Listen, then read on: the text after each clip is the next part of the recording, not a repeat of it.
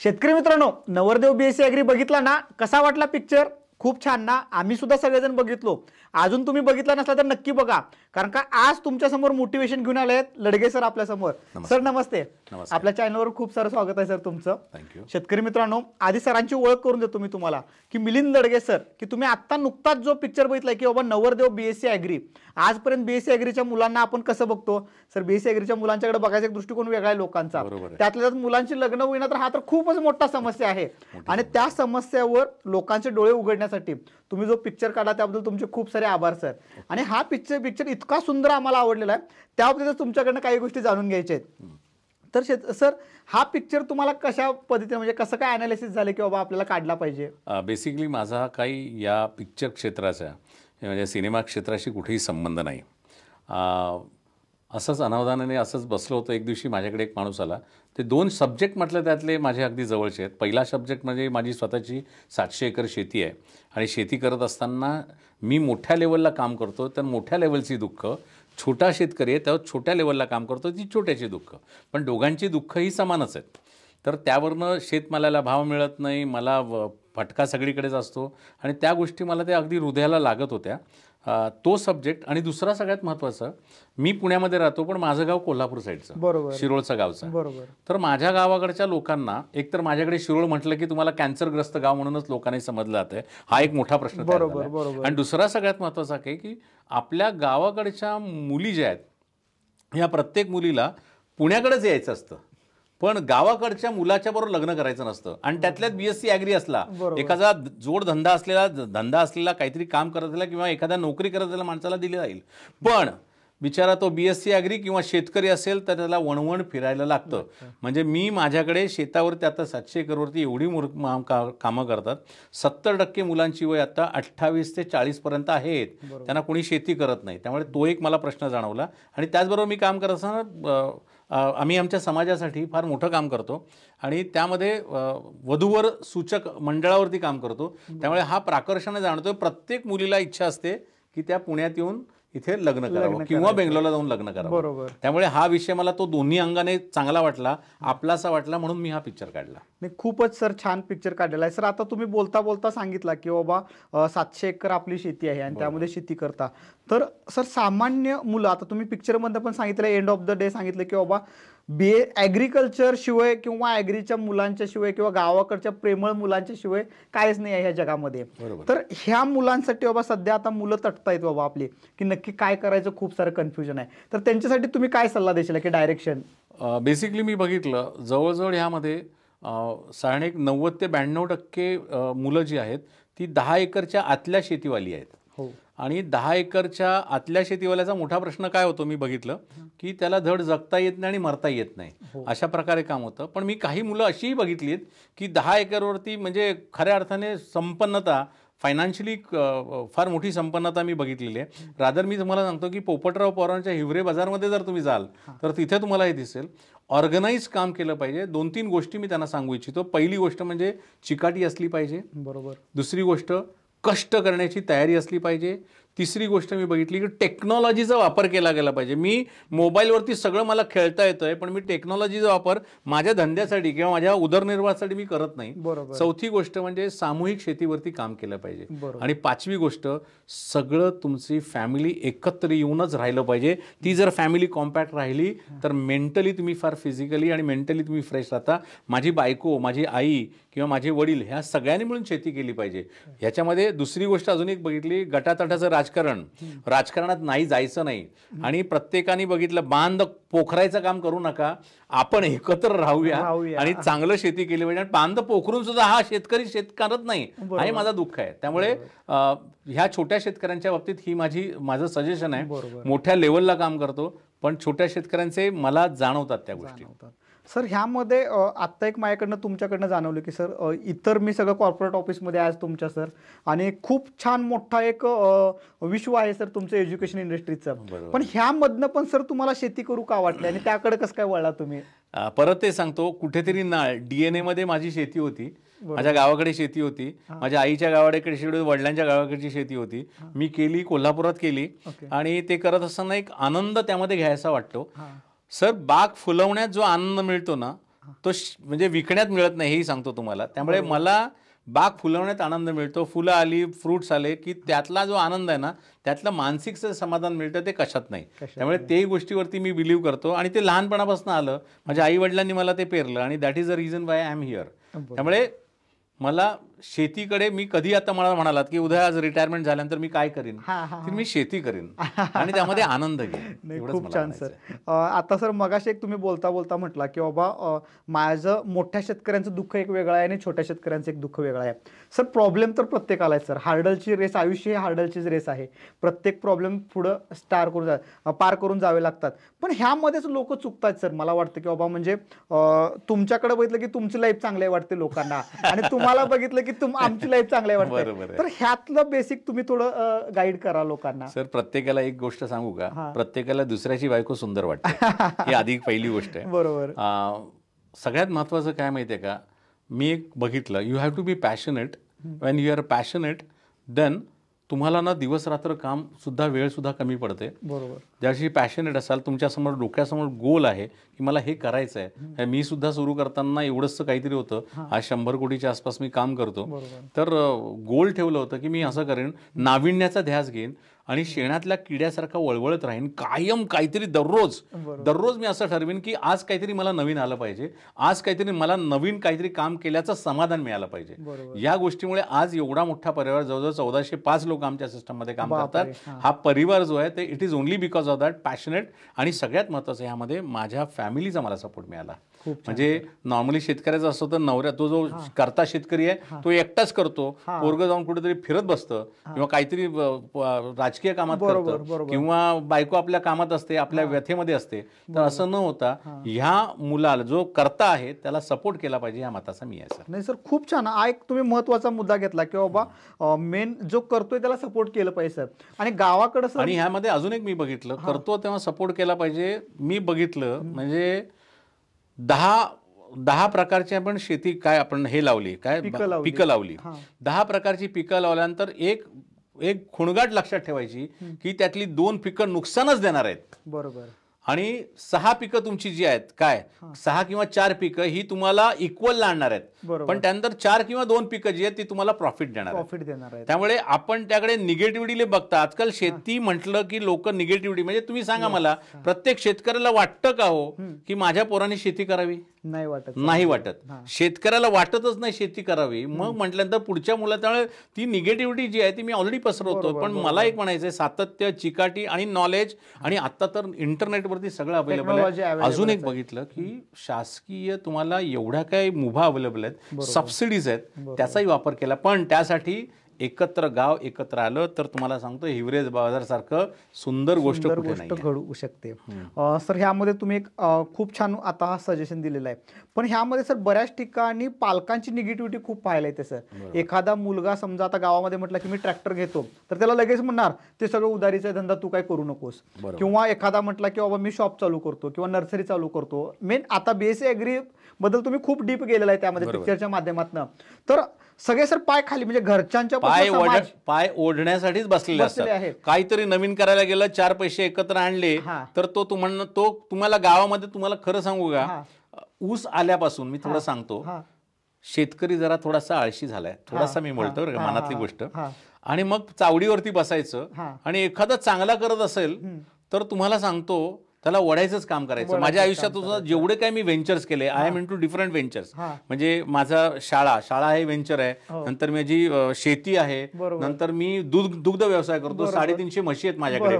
प्रत्येक वेळी जेव्हा जेव्हा मी काहीतरी करायचो, माझे मित्रमंडळी, माझे पाहुणे रावणे हे मला खेचायचे. मी रिसोर्ट्स मध्ये आहेत आता. या सगळ्या ठिकाणी जेव्हा जेव्हा मी काम करतो तेव्हा लोकांनी खेचलंच आहे. सर मी नाविन्याचा ध्यास दाखला नाही तर माझ्यामध्ये काही बदल होईल का? त्यामुळे मला जे म्हणतात ना, वामनराव पै म्हणतात की तू तुझ्या जीवनाचा शिल्पकार. त्यामुळे लक्षात ठेवायचं की जोपर्यंत तुमची विचार क्षमता आणि तुमच्या परिस्थितीमध्ये बदल करायचा असेल तर तुमच्या विचारामध्ये बदल आला पाहिजे आणि विचाराबरोबर तुमच्या आचरणामध्ये बदल आला पाहिजे आणि तरच त्या परिस्थितीत बदल होणार. अदरवाईज शेतकरी तू आहेस जसा जाणार आहे, या मताचा मी आहे. त्यामुळे तुमच्याकडे नैराश्य टाळा, झटकू न टाका जीवा. तुम्हाला उठलंच पाहिजे आणि काम केलं पाहिजे. सकाळ संध्याकाळ दुसरं काही नाही. इकडचे तिकडचे पेपर आणि डाउनलोड आणि OTT प्लॅटफॉर्म करण्यापेक्षा सगळ्यात महत्त्वाचं शेतावरती जेवढं काही होतं ते बघा. आणि हे सगळं करत असताना माझ्यासारख्या माणसांनी तुम्हाला सांगू इच्छितो, मी बॉर्न आहे का हो ह्या सगळ्या गोष्टी? मी शिक्षण तज्ञ झालो, आज भारतामध्ये सगळ्यात वेलनोन नाव आहे, पण बॉर्न नव्हतो. बरोबर ना. हा, मी कुठे दुग्ध व्यवसायात भारी नव्हतो, पण आज माझा दुग्ध व्यवसाय बघाल, वन ऑफ द बेस्ट दुग्ध व्यवसाय.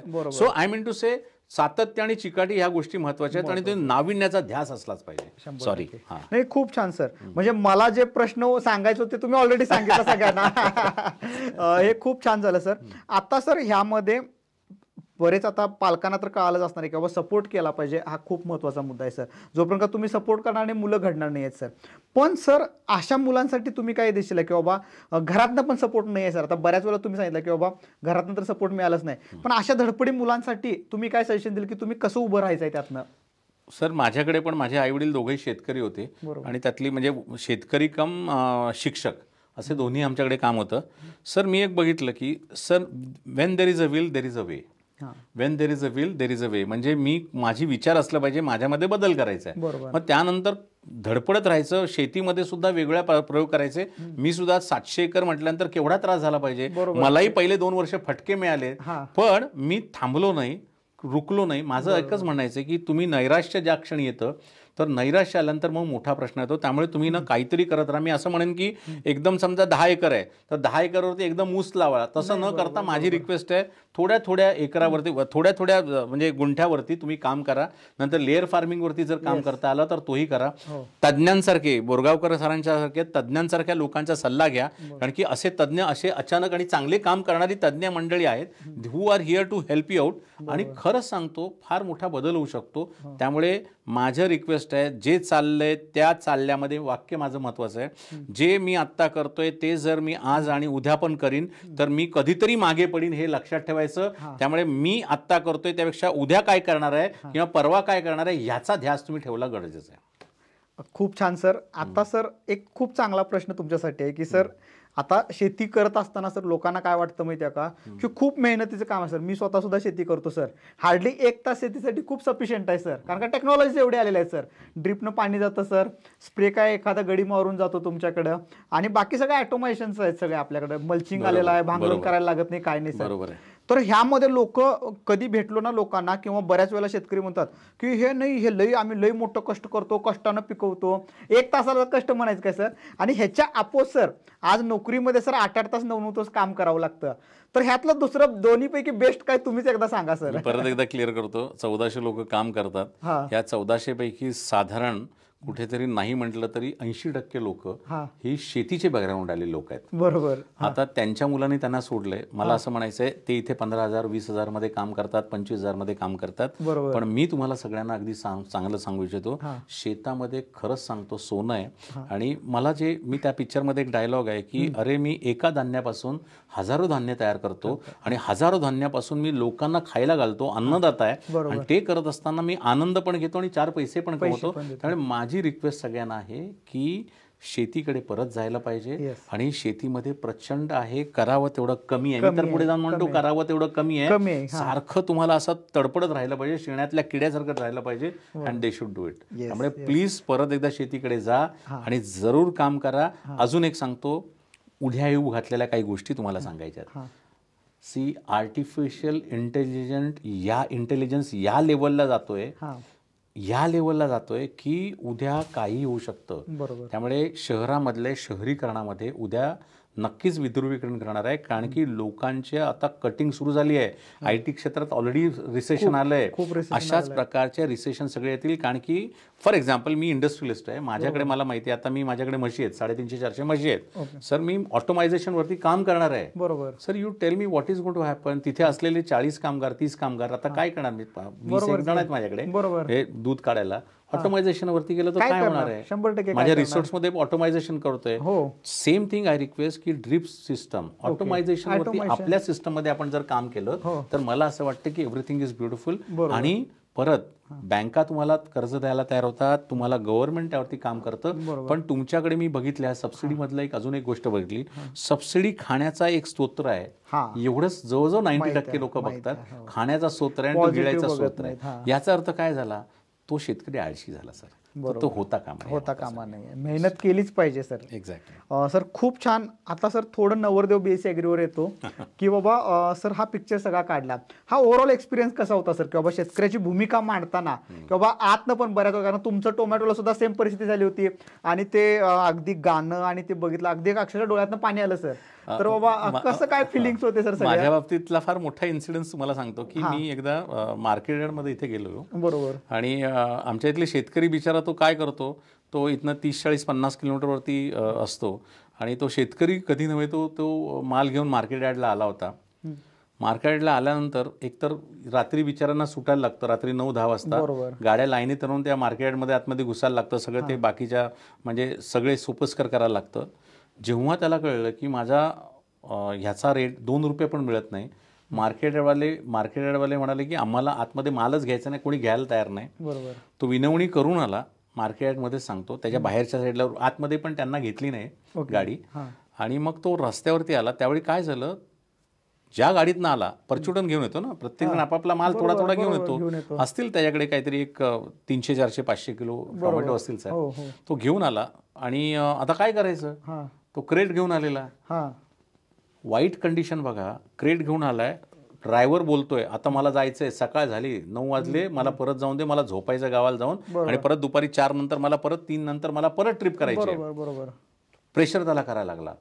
मला सांगा, हाताच्या फोडासारखं जपलेली हा टोमॅटो जो काही 500-700 किलो असेल त्याचा, तो टोमॅटो त्याला आता काय करू मी, म्हणजे परत घेऊन जाऊन मी काय करणार तिथे, परत टाकणार. मग त्या माणसाने काय केलं असेल तर तुम्हाला सांगतो, तर रस्त्यावरती इतका मोठ्याने रडला. हा जो चिखल, लाल चिखल जो तुम्हाला दिसतोय, तो आक्रोश दिसतोय, तो आक्रोश त्या वय वर्ष 60च्या आसपासच्या माणसाचा मी बघितला, डोळ्यातनं रडत होता. आणि त्यांनी काय केलं माहितीये का सर, ह्याच्यामध्ये पण गिधाडं तिथे बसली होती. तुम्हाला हे सांगतो, हे काही हातगाडीवाले लांब उभे होते, त्यांना माहिती आहे कारण की हा टाकून जाणार आहे सर.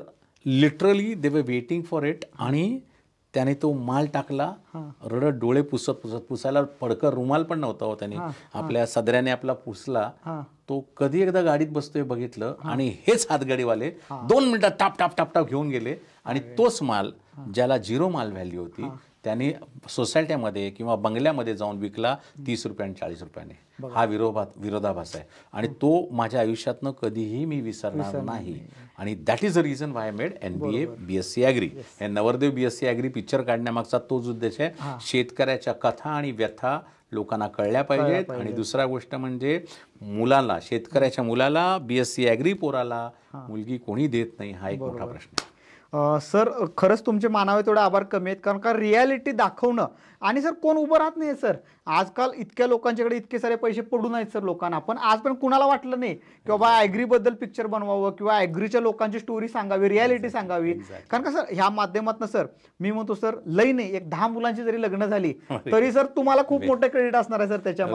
रादर तो प्रोड्यूस आपला डायरेक्टर आहेत आणि क्रिएटिव्ह डायरेक्टर, गेले 7-8 वर्ष पिक्चरची स्टोरी घेऊन फिरत होते बरं का. 7-8 वर्ष पिक्चरची स्टोरी घेऊन फिरत होते, कोणी त्यांना उभा नाही केलं. मी 20 मिनिटात त्यांना सांगितलं मी पिक्चर करतो. बापरे. हा एकमेव. आणि धाडस परत मी मगाशी म्हणालो होतो, धाडस करायला लागतो. तुमच्याकडे डेअरिंग नसेल तर उपयोगच काय, डेअरिंगच केली पाहिजे. आणि हीच शेतकरी मित्रांनो तुम्हाला मोटिवेशन घ्यायचे आहे सरांच्याकडनं. आज जे काही तुम्हाला मी जे स्टोरी सांगत आहे सरांची किंवा इंटरव्ह्यू घेत आहे आपण, तर मोटिवेशन असलं पाहिजे शेतकरी मित्रांनो. कोण काहीही करू शकता तुम्ही जगात, तुमच्यामध्ये जर का डेअरिंग असलं, मनापासून जिद्द असली तर सरांसारखं करू शकता. सर बाकी इतके कलाकार वगैरे घेतला सर, आणि त्यांच्याबरोबर काम करत असताना बाबा ही रियालिटी मांडताना अजून काय अनुभव आले सर चांगले? सर इतकं छान वाटलं. मी जिथे ज्या गावामध्ये, मी इथे माझं अजून एक ठिकाणी शेत आहे इथे जवळपास, हातवं म्हणून गाव आहे, तर तिथे गेल्यानंतर प्रत्येकाला जो पिक्चर किंवा ते करत असताना प्रत्येकाला तो माझी स्टोरी आहे असं वाटत आलं. दुसरी गोष्ट आहे, जे शहरातली लोक, मी तुम्हाला माझ्या सांगतो, मला एक फार आवडतं, म्हणजे मला आंतरिक समाधान मिळतं. मी काय करायचो, इंटरव्ह्यूज मध्ये जायचो, इंटरव्हलमध्ये मी जायचो आणि तिथे जाऊन त्यांच्यासमोर सगळे असे बसलेले असायचे. इंटरमिशन आलं की तिथे जाऊन मी ओरडायचो, नमस्कार मी असं प्रोड्युसर आहे सर. मजा बघा सर, मला दुःख ह्या गोष्टीचं आहे, हा शेतकऱ्यांनी जास्ती पिक्चर बघायला पाहिजे होता. पण शहरातल्या औरंगाबाद, मुंबई, पुणे या सारख्या शहरातल्या लोकांनी चांगला बघितला. अरे वा. पांढरपेशी समाज, हा. सदाशिव पेठेतला समाज सर तिथे बसला होता आणि त्या प्रत्येकाने म्हणजे तिथे बसल्यानंतर काय सुंदर पिक्चर काढलाय, फार भारी वाटला मला. उलट त्यांनी मला जास्ती सपोर्ट केला. त्यांनी मला सांगितलं म्हणजे आज 5वा आठवडा चालू आहे पिक्चरचा आणि दे वर सो गुड. म्हणजे मला इव्हन शहरातल्या लोकांना शेतकऱ्याची व्यथा कळली. दुसरी गोष्ट त्यातल्या कित्येक लोकांनी सांगितलं की माझ्यासमोर की अरे मी आधी चाचपडत होते. एक बाई आम्हाला भेटली, ती चाचपडत होते की मी गावाला पाठवीन का, लातूरला मुलीला कशी पाठवायची, मी तर पुण्यात राहते. तर मी आज ठरवलं की लातूरला मी मुली पाठवणार. दुसरी सगळ्यात महत्वाचे शेतकऱ्याच्या बाबतीत शहरातल्या लोकांनी ठरवलं की मी याच्यापुढे बार्गेनिंग नाही करणार. बरोबर. शेतकरी जेव्हा माल घेताना bargaining नाही करणार. तर या गोष्टी ज्या आहेत त्या मला लकीली झाल्या. सगळ्यात अजून एक सांगितलं गेलं की बघितलं गेलं की सगळ्यात भारी सर शेतकरी जे पुण्यामध्ये शिकतायत ॲग्रिकॉस म्हणतात, सॉरी, ॲग्रिकॉस. तर ही मंडळी एवढी भरभरून बोलली म्हणजे आमच्यावर सेल्फी घेतल्या काय काय, म्हणजे त्यांना इतकं भारी वाटलं की अरे तो माझा पिक्चर झाला. आणि ह्याच परफेक्ट आहे. ॲग्रिकॉसनी मला फार सपोर्ट केला. शेखर सर काय त्यांचं नाव, शेखर गायकवाड सरांनी आम्हाला प्रचंड केलं. आपल्या गावाकडचं एक आहे, त्यांचं नाव काय, त्यांच्या असिस्टंट म्हणून काम करायचं. त्यांना आता परवा पुरस्कार मिळाला, इंग्लंडमध्ये काम करतात. बरोबर. तर त्यांनाही खूप सारे लोकांनी हे केले. आणि ॲग्रिकॉस कम्युनिटी सर खूप चांगले, प्रेमळ आहे, सगळ्यांना सपोर्ट करतात. सर खूप छान अनुभव होते सर. आता ह्या माध्यमातून सर तुम्ही पिक्चर केला, शेती करता, एक सामान्य आपले शेतकरी किंवा अजून काय स्वतःमध्ये चेंजेस करायला पाहिजेत किंवा भविष्यामध्ये ह्या क्षेत्रामध्ये बघत असताना, काम करत असताना काय काय चेंजेस करा, एक शेवटचा मेसेज सर सगळ्यांना. सर 2025 ते 27 ह्या काळामध्ये प्रचंड ट्रान्सफॉर्मेशन होणार आहे. शेती कमी होत चालल्यात, प्लॉटिंग जास्ती झालं आहे. बरोबर. शेती कमी होत चालली आहे, प्लॉटिंग जास्ती झालं आहे. त्यामुळे शेती कमी होणार आहे, उत्पादन वाढणार आहे. पण लक्षात ठेवा शेतीच कमी होत चालली आहे, श्रिंक होत चालली आहे. 2027 नंतर खऱ्या अर्थाने शेतकरी राजा हा ब्रँड होणार आहे. हे माझं म्हणणं आहे. 100% ब्रँड होणार आहे. त्यामुळे आता तुम्ही धीर धरा, तुम्ही वाट बघा, संयम ठेवा. 2027 नंतर तुमचा काळ येणार आहे. मी गेल्या वेळी पण म्हणालो आणि आत्ताही म्हणतो 2027 नंतरचा जो काळ येईल तो खऱ्या अर्थाने शेतकऱ्याचाच असेल, हे मी तुम्हाला गॅरंटी देतो. 100%.